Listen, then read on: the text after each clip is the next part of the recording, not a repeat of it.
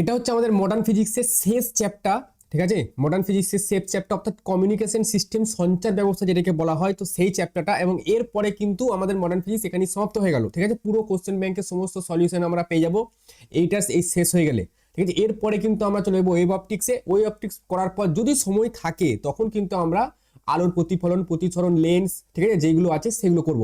আর এই যে চ্যাপ্টারটা কিন্তু তোমাদের যেইতে বলো বা ডাব্লিউবি যেইতে বলো কিন্তু সেখানে কিন্তু নেই। ঠিক আছে, তো আর তোমাদের কিন্তু এই চ্যাপ্টারটার ওপরই ইঞ্জিনিয়ারিং এ 4 বছরের পড়াশোনা আছে। যারা কমিউনিকেশন ইঞ্জিনিয়ারিং নিয়ে পড়াশোনা করবে তাদের কিন্তু এই চ্যাপ্টারটার ওপরই 4 বছরের পড়াশোনা করতে হবে। ঠিক আছে, তো বেসিক জিনিসটা তোমাদের আছে, বেশি ডিটেলসে বা অ্যাডভান্সে কিচ্ছু নেই তোমাদের। ঠিক আছে, আর আজকে অঙ্কগুলো করার জন্য যতগুলো সূত্রের আমাদের প্রয়োজন সমস্ত সূত্র কিন্তু এখানে আমরা লিখে দিয়েছি। অবশ্যই এই সূত্রগুলো তোমরা খাতায় লিখে লিখে প্র্যাকটিস করো। সমস্ত সূত্রের থিওরি বা সমস্ত সূত্রের তোমাদের যে ডেরিভেশন, সেই ডেরিভেশনগুলো আসবে না, কখনোই আসবে না। ঠিক আছে, কিন্তু সূত্রগুলো কিছু অঙ্ক করার জন্য লাগে। এবার সেই অঙ্কগুলো করার সময় যদি তোমার সূত্র মুখস্থ না থাকে, ঠিক আছে, কিন্তু হবে না। তো সমস্ত সূত্র আমি লিখে দিচ্ছি, যতগুলো সূত্র এখানে লাগে। যেমন এখানে দেখো, দ্বিমেরু অ্যান্টেনার যে দৈর্ঘ্য, তারপরে ন্যূনতম, যদি অ্যান্টেনার ন্যূনতম দৈর্ঘ্য বলে তাহলে λ/4, যদি দ্বিমেরু বলে λ/2। ঠিক আছে, এটা হচ্ছে বিস্তার, অ্যামপ্লিটিউড মডুলেশনের যে ক্ষমতা সেটার সূত্র। বেতার দিগন্ত, একটা টাওয়ার থাকলে বেতার দিগন্ত, দুটো টাওয়ার থাকলে। ঠিক আছে, আকাশ তরঙ্গ বা নভ তরঙ্গের সংকট কম্পাঙ্ক, ইলেকট্রনের ঘনত্ব, বিরূপক তরঙ্গের পটিবেদ। আচ্ছা, স্টেশন সংখ্যা দিয়ে অঙ্ক এসছে। আচ্ছা, তোমাদের এই সূত্রটা দিয়ে 2 নম্বর সূত্রটা দিয়ে অঙ্ক এসছে, এই 4 নম্বর সূত্রটা দিয়ে অঙ্ক এসছে, এখন এইগুলো দিয়ে অঙ্ক আসেনি। আচ্ছা, এই যে বিরূপণাঙ্ক বিটা, মডুলেশন সূচক যেটাকে বলা হয় সেই বিটা, তার সূত্র। আচ্ছা, উপভোক্তার সংখ্যা, উপভোক্তা মানে এই তো আমরা ফোন করছি, মানে আমরা ব্যবহারকারীর সংখ্যাটা, এটাকে বলা হয় উপভোক্তার সংখ্যা, তো তার সংখ্যার সূত্র। তো এক কথায় এই সমস্ত সূত্রগুলো কিন্তু তোমাদের মুখস্থ করে রাখতে হবে। ঠিক আছে, প্র্যাকটিস করে করে তোমাদের মুখস্থ রাখতে হবে। প্রথম কোশ্চেন আসি, যেটা আমাদের এসেছিল এইচএস 2024 সাল। কোশ্চেনটা কি বলছে দেখো, আমি এখানে সাদা কালি নিই তাহলে বোঝার সুবিধা হবে। যদি বিরূপক তরঙ্গের সর্বোচ্চ কম্পাঙ্ক 5 কিলো হার্জ হয় তবে 100 কিলো হার্জ প্রতিবেদের মধ্যে থাকা স্টেশনের সংখ্যা। এবার স্টেশনের সংখ্যাকে যদি আমি এন দিয়ে ডিনোট করি, এক্ষুনি লিখলাম যে স্টেশনের সংখ্যা, ওপরে হচ্ছে মোট প্রতিবেদ। ঠিক আছে, ওপরে ছিল মোট প্রতিবেদ আর নিচে ছিল তরঙ্গের প্রতিবেদ। দেখো, নিচে ছিল তরঙ্গ প্রতিবেদ আর উপরে ছিল মোট প্রতিবেদ। ঠিক আছে, তো স্টেশনের তরঙ্গ প্রতিবেদ আমি এক কথা এখানে লিখে দিচ্ছি, তরঙ্গের প্রতিবেদ। ঠিক আছে, তো তরঙ্গের প্রতিবেদ। আচ্ছা, ভালো কথা। এইবার মোট প্রতিবেদ সেটা তো আমরা জানি না, মোট প্রতিবেদ যেটা সেটা আমরা জানি না, সেটা কি করে বের করবো? এখানে সূত্র দেখো, সরি, মোট তরঙ্গের না, এই যে মোট তরঙ্গের প্রতিবেদ যেটা সেটা এখানে বলে দিচ্ছে 100। ঠিক আছে, তো মোট তরঙ্গের প্রতিবেদ যেটা সেটা 100, কিন্তু তরঙ্গের প্রতিবেদ আমাকে বলেনি, তার পরিবর্তে কম্পাঙ্কটা বলে দিয়েছে, কম্পাঙ্ক বলে দিয়েছে। তো তরঙ্গের প্রতিবেদ যদি বের করতে হয়, তরঙ্গের প্রতিবেদ যদি আমাকে বের করতে হয় তাহলে কি করব, 2 ইন্টু এই যে সর্বোচ্চ কম্পাঙ্ক যেটা 5 আছে সেটা দিয়ে গুণ করে দিলাম, তাহলে কত, 10 কিলো হার্জ এসছে। একক যেন একই থাকে, তাহলে নিচে হলো 10, তারা এটা কাটলো, তাহলে কটাগুলো হচ্ছে 10টি। তার মানে আমাদের স্টেশনের সংখ্যা কটা, 10টা। মাথায় রেখো, হতে পারে তোমাদের নাম্বারিং চেঞ্জ করে দিয়েছে, নাম্বার চেঞ্জ করে অঙ্ক আসতে পারে বা অন্য কোনো সূত্র দিয়ে অঙ্ক আসতে পারে। ঠিক আছে, অঙ্কটা কিন্তু ইম্পর্টেন্ট, 10 উত্তর কিন্তু মিলে গেছে। কিছু উত্তর আছে যে উত্তরগুলো দেখবে মিলবে না বা যেগুলো একটু ভুল দিয়ে আছে, আমি সেগুলো বলে দেবো। 1 নম্বরের কোশ্চেন হলো, 2 নম্বরের কোশ্চেন আমি একটা করব, একটা বাড়ির কাজ। ঠিক আছে, আর ইম্পর্টেন্ট কোশ্চেন, এই কোশ্চেনগুলো হচ্ছে ইম্পর্টেন্ট কোশ্চেন। বলা হচ্ছে একটি টিভি টাওয়ারের উচ্চতা হচ্ছে 125 মিটার। আচ্ছা, টাওয়ারটি থেকে সম্প্রচারিত সংকেত সর্বাধিক কত দূরত্ব পর্যন্ত পাওয়া যাবে নির্ণয় করো। দেখো, যদি একটা টাওয়ার থাকে সেক্ষেত্রে সর্বোচ্চ মানে এইটা আমাদের জানতে চেয়েছে বেতার দিগন্ত।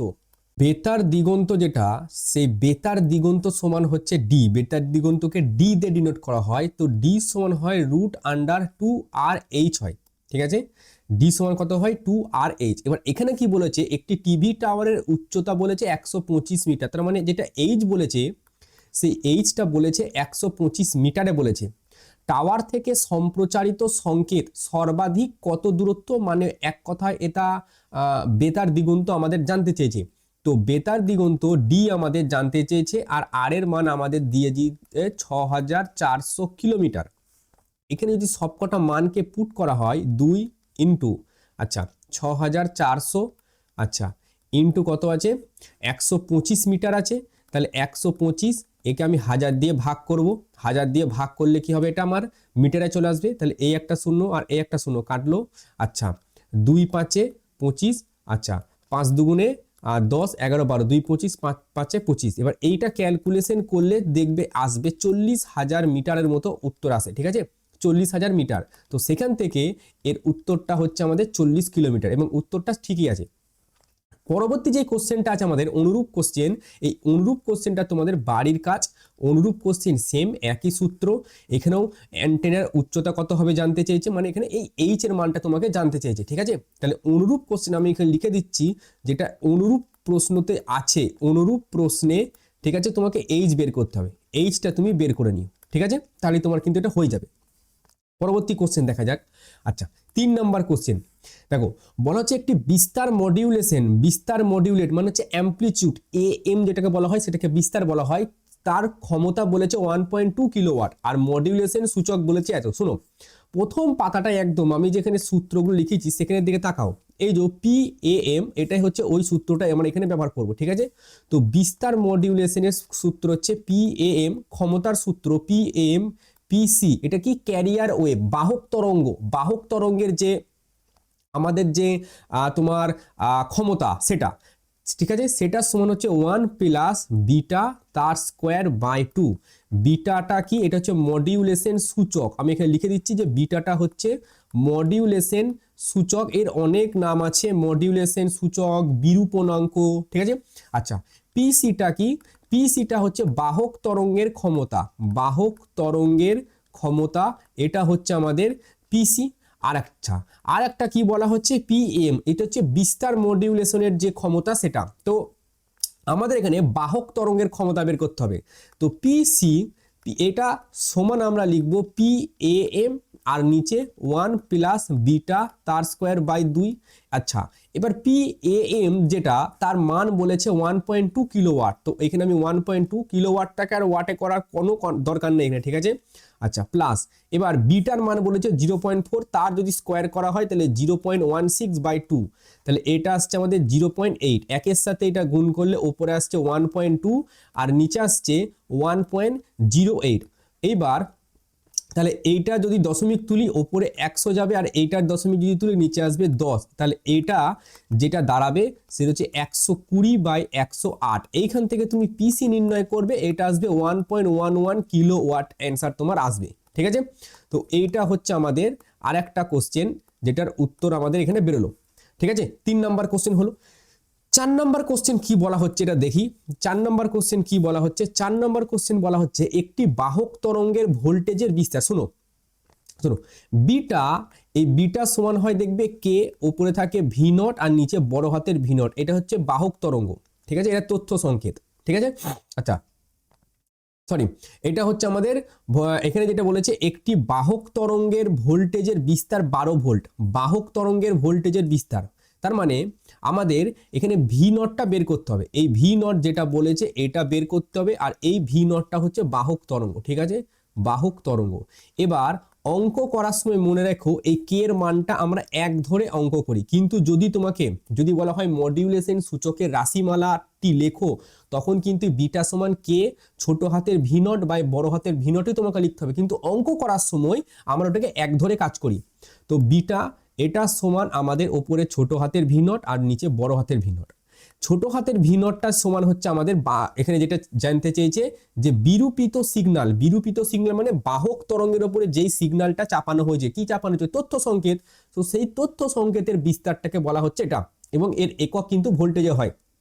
তো এটা সমান হচ্ছে beta into V naught, bitter মান কত 0.75, তো 0.75 ইন্টু ভি নট, ভি নটের মান হচ্ছে বাহক তরঙ্গ সেটা বলেছে 12, এবং এটা তুমি দেখবে 9.00 এরকম ভোল্টেজ অ্যান্সার আসবে। 4 দাগের কোশ্চেন আমাদের হলো। 5 দাগের কোশ্চেন, 5 দাগের কোশ্চেন, আচ্ছা এই কোশ্চেনটা একটি প্রেরক অ্যান্টেনার উচ্চতা এত, এর সম্প্রচারের পরিসীমা। শোনো তোমাদের এলাকাটা যদি কোনো একটা ধরো ওপরে স্যাটেলাইট আছে, স্যাটেলাইট থেকে যখন ওপর থেকে তোমার সম্প্রচার হবে, ও যে এলাকাটা কভার করবে সেটা কেমন দেখতে হয় বলো তো? গোলাকার, ঠিক আছে, গোলাকার। আচ্ছা, এইবার এইখানে আমাকে যেটা বলা হয়েছে যে সম্প্রচারের পরিসীমা নির্ণয় করতে হবে, মানে হচ্ছে কতটা দূর অবধি যে সম্প্রচার করতে হবে, এক কথায় ক্ষেত্রফল। পরিসীমা মানে ক্ষেত্রফল না, এই পরিসীমার সাথে ক্ষেত্রফল গুলিয়ে দিও না, কতটা এলাকা সম্প্রচারের পরিসীমা, এইখানে পরিসীমা মানে কতটা এলাকা সে নেবে, ঠিক আছে, এটাকে পরিসীমা বলা হচ্ছে। এখানে কতটা এলাকা নিয়ে সে টোটাল মানে হচ্ছে কতটা ক্ষেত্রফল জুড়ে ওই তথ্য সংকেতটাকে পাঠানো যাবে বা ওই এলাকার মধ্যে যতজন আছে সবার কাছে প্রেরণ করা যাবে, এখানে সেইটার কথা বলা হচ্ছে পরিসীমা। তার মানে এক কথায় ওই এলাকাটার ক্ষেত্রফল আমার লাগবে, সে এলাকার ক্ষেত্রফল হচ্ছে পাই ডি স্কোয়ার। এই ডিটা কি? ডি স্কোয়ারটা হচ্ছে দূরত্ব, যেইটার আমাদের সূত্র আছে ডি সমান √2r/h। আচ্ছা, এইবার রুট ইন্টু আর এর জায়গায়, আচ্ছা এটা আমি কিছুই করলাম না, এবার এইখানে পাই আছে ইন্টু ডি স্কোয়ার, মানে একে যদি আমি স্কোয়ার করি রুটটা উঠে যাবে, তাহলে এখানে পড়ে থাকছে 2r/h, তাহলে 2 ইন্টু আর এর মান 6400, তো 6400 রাখলাম ইন্টু, আচ্ছা 2 হয়ে গেল, আর হয়ে গেল এইচ এর মান কত? 320, তাহলে 320 মিটার আছে, কিলোমিটারে করলে নিচে 1000 থাকবে, ইন্টু 2r/h হয়ে গেল। আর এইখানে একটা আমি পাই দিলাম, তাহলে একটা শূন্য আর এইখানকার দুটো শূন্যর সাথে এই দুটো শূন্য কেটে গেল। এবার তুমি এটা যদি ক্যালকুলেশন করো, 32 দুগুণে এদিকে আছে 3 দুগুণে 2 দুগুণে 4 আর 3 দুগুণে 6, 64 ইন্টু 64 ইন্টু পাই, এটা তুমি ক্যালকুলেশন করবে, ঠিক আছে।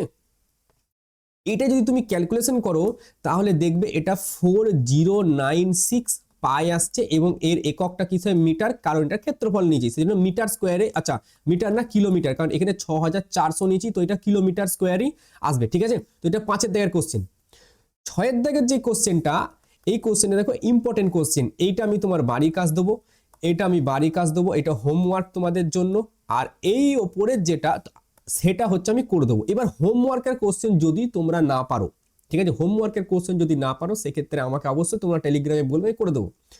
একটি বিস্তার মডিউলেশনের তরঙ্গের সর্বোচ্চ বিস্তার বলে হচ্ছে এত, আর সর্বনিম্ন বিস্তার এটা বলে দিয়েছে যে মডিউলেশন সূচকের মান বিটা, বিটা সমান যদি ম্যাক্সিমাম মিনিমাম মান এর যদি অঙ্ক আসে তখন এই সূত্রটা আমরা প্রয়োগ করব, V max minus V minimum আর একটা V max plus V minimum, ঠিক আছে, এইটা অ্যাপ্লাই করব। এইবার দেখো ভি ম্যাক্স কত বলেছে? 10, তাহলে 10 মাইনাস 2 আর নিচে 10 প্লাস 2, তাহলে ওপরে হয়ে গেল আমাদের 8 আর নিচে হয়ে গেল 12, 4 দিয়ে কাটলে 4 দুগুণে 8, 4 3 12, 2 এর 3, এবং এর উত্তরটাও দেখবে তোমার 2 এর 3ই আসবে, ঠিক আছে, 2 এর 3 মানেই হচ্ছে 0.67, এর উত্তরটাও দেখবে 2 এর 3ই আসছে। পরবর্তী কোশ্চেনের দিকে আমরা যাই, 7 দাগের কোশ্চেন হয়ে গেল।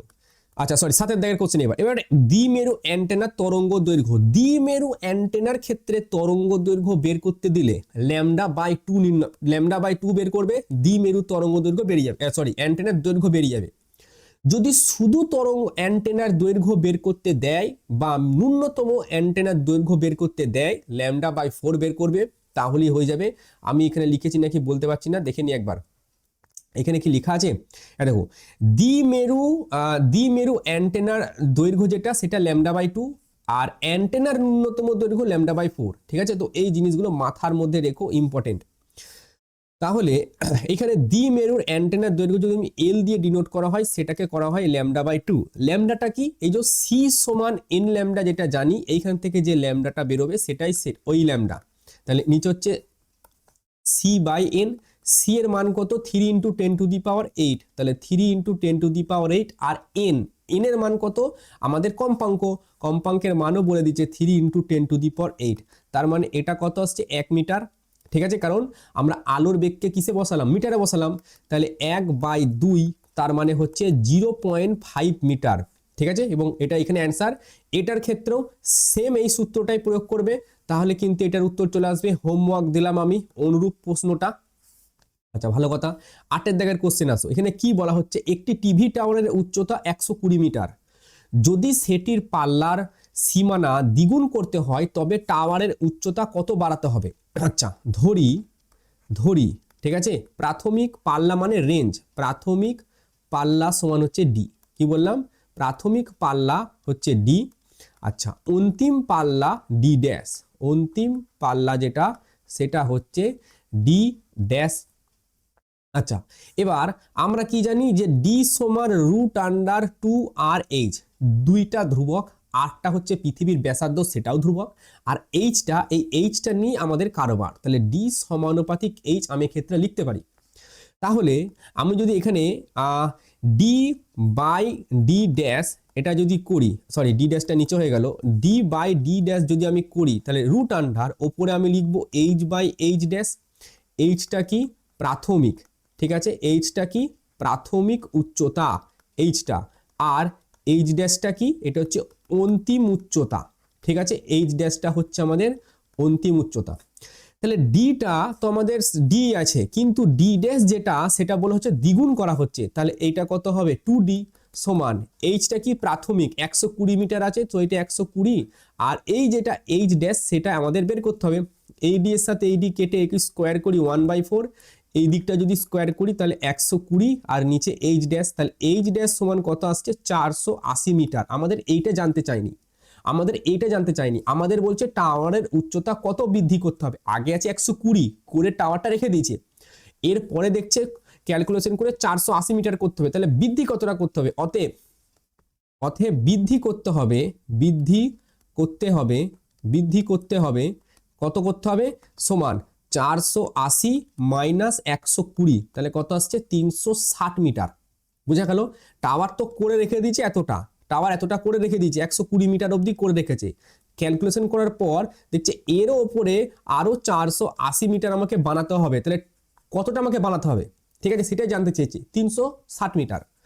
পরবর্তী কোশ্চেন আমার দেখ, 9 দাগের কোশ্চেন, এখানে বলা হচ্ছে 10 মেগা হার্জ, মেগা মানে 10⁶, মাথায় রেখো। আচ্ছা কম্পাঙ্কের নভ তরঙ্গ আর আকাশ তরঙ্গ এটা কিন্তু একই, আয়ন মণ্ডলের ন্যূনতম ইলেকট্রনের ঘনত্ব কত সেটা জানতে চেয়েছে, তাহলে এফ সমানুপাতিক 9 আর এটা হচ্ছে এন, তা এন হচ্ছে রুটের ভিতরে থাকে। এইখানে হয়তো আমি এই জিনিসটা লিখেছি কি লিখিনি আমি একবার বলে দেখে নিচ্ছি এটা লেখা আছে কি। আচ্ছা এই যে আকাশ তরঙ্গ বা নভ তরঙ্গের সংকট কম্পাঙ্ক এফ সমান এন, সরি 9 আর রুট আন্ডার এন, এটা কিন্তু আমি লিখেছি, ঠিক আছে। এইবার তাহলে এই সূত্রটা আমরা এখানে প্রয়োগ করব, আমাকে আসলে এনটা বের করতে হবে, এনটা হচ্ছে এনের মাথায় এটা কিন্তু রুট আছে, ঠিক আছে। সো এনের মাথায় রুট যেটা আছে, এনের মাথায় এখানে আমাকে কি করতে হবে, এই যে এফ সমান 9 রুট এন, এই দিকটাকে আমি স্কোয়ার করে দিচ্ছি, তাহলে 9 স্কোয়ার 81, আর এটা এন, তো এন সমান আমাদের কত বের হচ্ছে এফ স্কোয়ার বাই 81, তাহলে এফ তার স্কোয়ার মানে হচ্ছে 10, আচ্ছা 10 মানে এটা হচ্ছে 100, আচ্ছা মেগা হার্জ আছে, এফ এর মান হচ্ছে 10 মেগা হার্জ, আচ্ছা ছোট হাতের এম হলে তো মিলি হয়ে যাবে, বড় হাতের এম মেগা হার্জ, এটাকে যদি হার্জে করা হয় তাহলে 10 ইন্টু 10⁶ এত হার্জ, তার মানে এক কথায় 10⁷, ঠিক আছে, এটা কত আছে 10⁷, তার মানে এইবার তাহলে 10⁷ যদি থাকে এটা, তাহলে এটা 10⁷ এর স্কোয়ার, তার মানে হচ্ছে 10⁻14, আর নিচে 81, এটা ক্যালকুলেশন করে দেখবে ঠিক এই মানটাই আসবে 1.2 ইন্টু 10⁻12 মিটার মাইনাস 3, ঠিক এই অ্যান্সারটাই আসবে, ঠিক আছে, কোনো অসুবিধা নেই। তো 9 দাগের কোশ্চেন কিন্তু এই ক্ষেত্রে আমাদের শেষ, 9 দাগের অবধি হয়ে গেল, 9 দাগ অবধি আমাদের এখানে কোশ্চেন শেষ। আমরা এরপর তাহলে চলে যাচ্ছি তোমাদের 10 দাগের কোশ্চেন। 10 দাগের কোশ্চেন কি বলছে দেখা যাক। 10 দাগের কোশ্চেন বলেছে, আচ্ছা এই কোশ্চেনটা আমি এখন করাবো না, ঠিক আছে, ওয়ান শটের সাথে এই কোশ্চেনটা করাবো, ওয়ান শটের সাথে করাবো, কারণ এই কোশ্চেনটা এরকম ওয়ান শটের সাথে থাকবে, এটা এই টাইপের অনেক কটা কোশ্চেন আছে, এখান থেকে দুটো ইকুয়েশনকে তোমাকে কম্পেয়ার করতে হবে, দুটো ইকুয়েশনকে কম্পেয়ার করলে এই সূত্রটা অঙ্কটা হয়ে যায়, ঠিক আছে। তো ওয়ান শটের সাথে এই সূত্রটা আমি এই অঙ্কটা করবো, ইম্পর্টেন্ট কিন্তু, ঠিক আছে, এই কোশ্চেনটা কিন্তু ইম্পর্টেন্ট, বিশালই ইম্পর্টেন্ট তোমাদের জন্য। পরবর্তী কোশ্চেন যাচ্ছি, 11 দাগের কোশ্চেন। এখানে বলা হচ্ছে একটি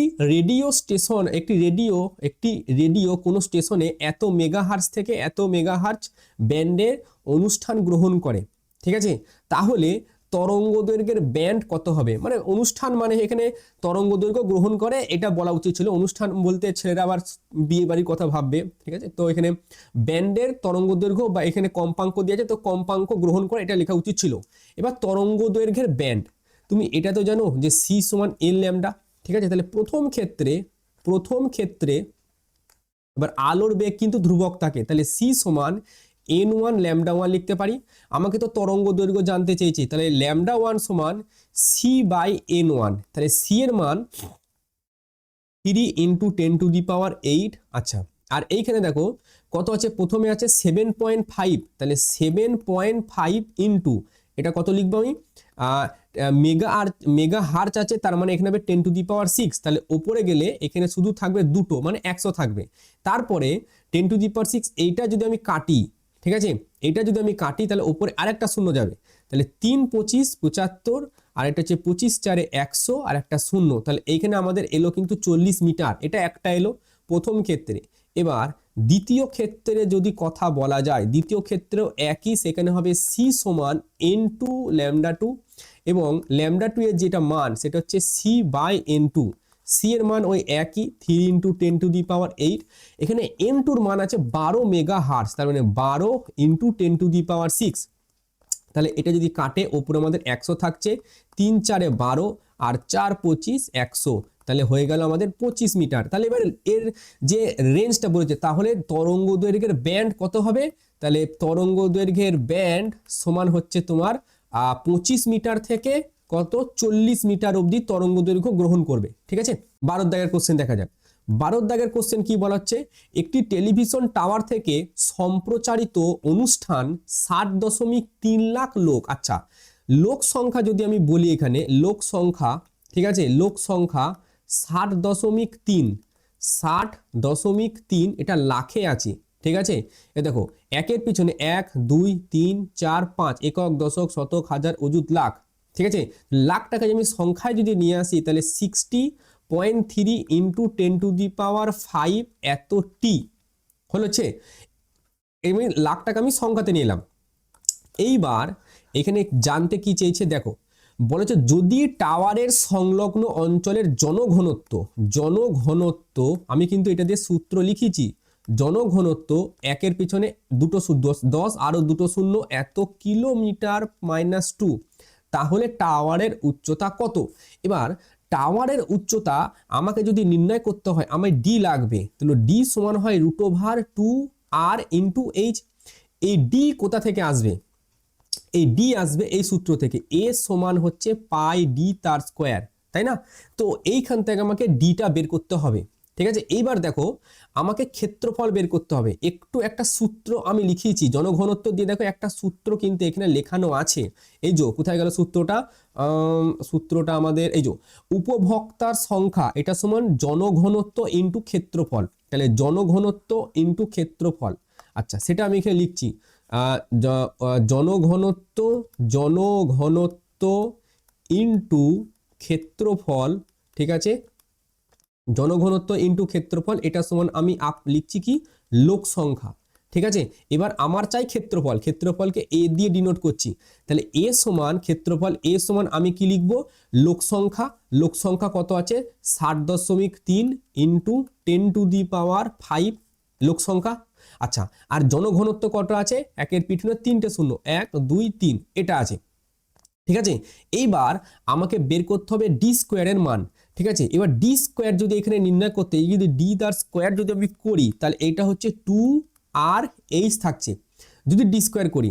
ঠিক আছে, এইবার আমাকে তো নির্ণয় করতে হবে এইচ, তাহলে এইচ সমান আমাদের হবে ডি স্কোয়ার বাই 2r।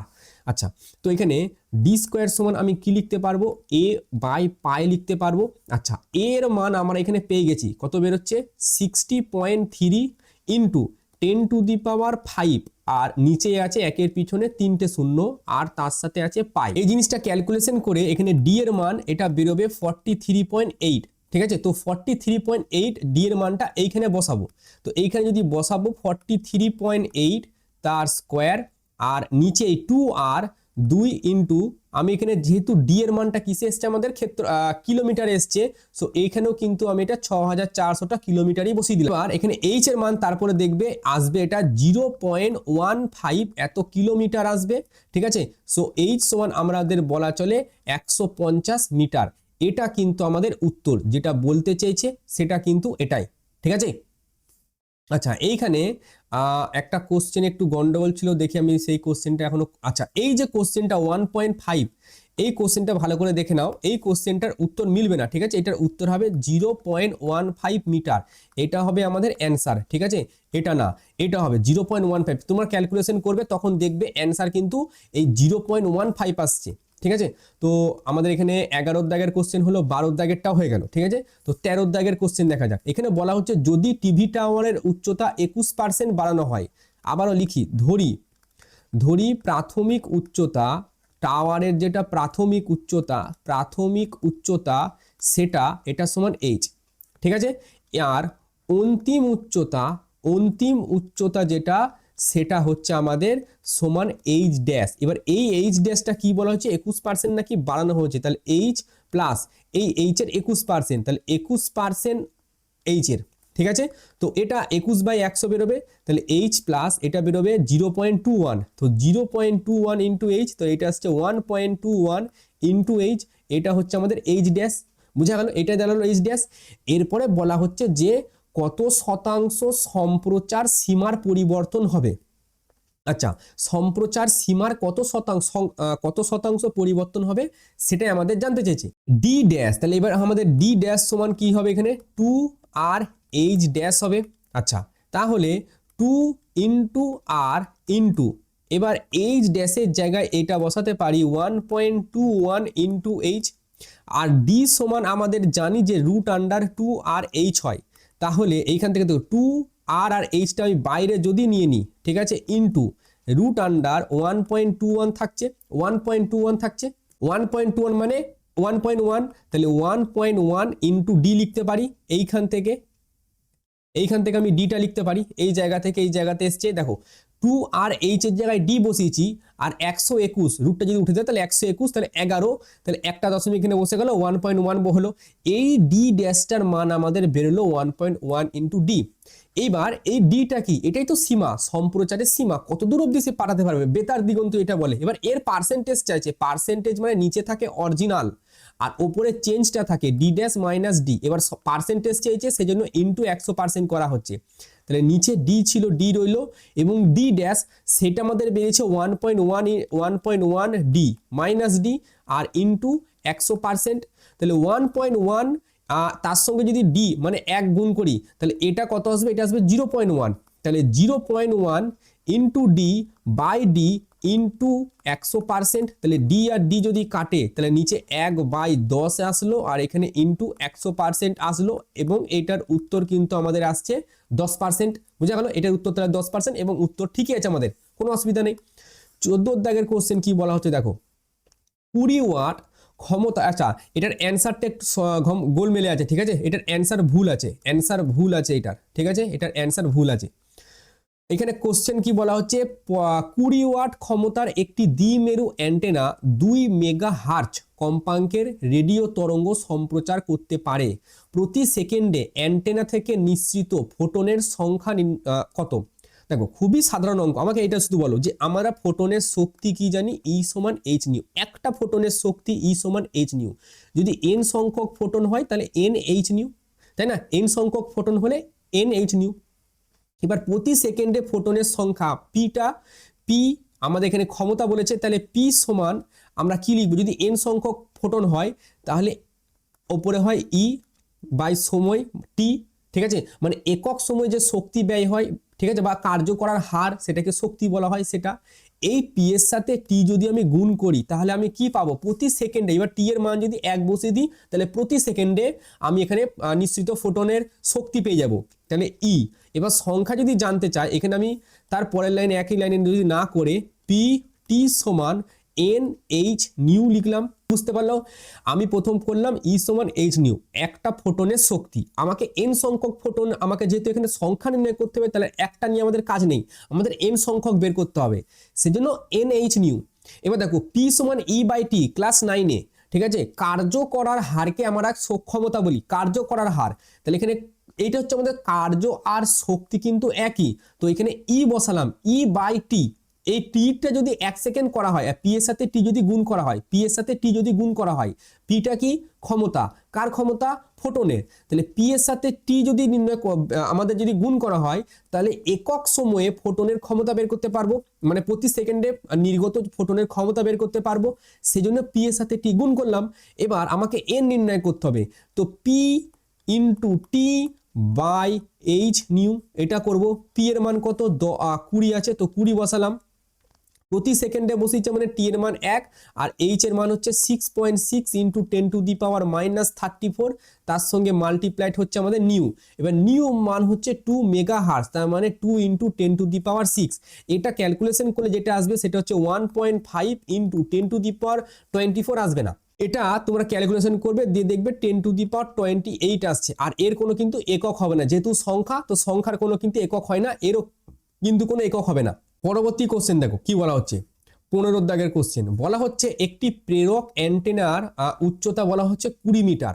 আচ্ছা, গ্রাহক অ্যান্টেনার উচ্চতা বলা হচ্ছে 5 মিটার। সরাসরি যোগাযোগ, এবার যদি দুটো অ্যান্টেনা থাকে তখন সূত্র হচ্ছে √2/8টা আমরা কমন নিয়ে নেব, যে H1 √H1 প্লাস √H2, এটা আমরা করি। √2 আর আমি যেমন আছে তেমন লিখলাম, H1 এর জায়গায় আমরা 20 লিখলাম, প্লাস H2 এর জায়গায় আমরা 5 লিখলাম, তো এইটা যেটা আসছে 2 ইন্টু আর, আর এইটা তোমার আসবে 6.7 এর মতো, ঠিক আছে, এটা তোমাদের 6.7 এর মতো আসবে।